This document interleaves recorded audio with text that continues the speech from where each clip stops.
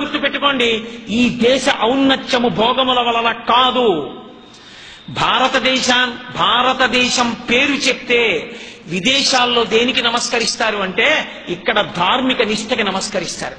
శరీరాన్ని కూడా లెక్క పెట్టకుండా తపస్సు చేసి తొడల కింద తేళ్లు జర్రిలు కొరికేస్తే రక్తం అట్టలు కట్టిన ఆత్మయందు నిలబడిన భగవాన్ రమణుల పేరు చెప్పినందుకు భారతదేశానికి నమస్కరిస్తారు.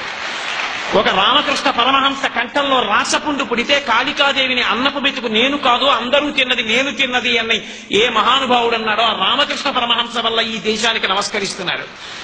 ఒక చంద్రశేఖరేంద్ర సరస్వతి మహాస్వామి 96 సంవత్సరముల వయోవృద్ధుడై కూడా సన్యాస ధర్మాన్ని అతిక్రమించకూడదని కనీసం రిక్షా కూడా ఎక్కకుండా నడిచి వెళ్ళిపోతున్న రిక్షాన్ని ఎడం చేత్తో పట్టుకుని కుడి చేత్తో సత్యదండాన్ని పట్టుకుని పాదుకలు వేసుకుని మద్రాస్ పట్టణం పొలిమేరంలో నడిచి వెడుతుంటే వస్తున్న బస్సుల్లో జనం బస్సుల్లోనే చెప్పులిప్పి కిందకి దిగి రోడ్లకి రెండు పక్కల నేల మీద పడి నమస్కరించారు.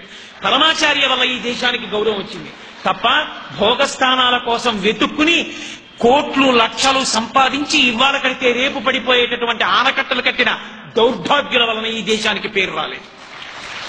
ఇంకొకరి వలన కాదు, ఆత్మ కోసం తాపత్రయపడిన మహాపురుషుల వలన ఈ దేశానికి పేరు వచ్చింది. అందుకే భారతదేశం పేరు చెప్తే అంత గొప్ప.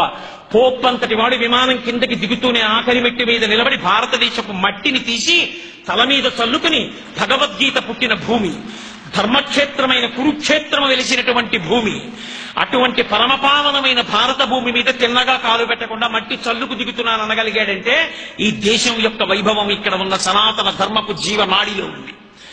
అటువంటి చోట ధర్మాన్ని విడిచిపెట్టి మిగిలినవన్నీ పట్టుకోవడం, దానికోసం ఈశ్వరుడి దగ్గరికి వెళ్ళి ఆయన్ని కోరికలు కోరడం ఎంత అసహ్యంగా ఉంటుందో కలియుగ ప్రారంభంలో నారదుడు చూపించాడు.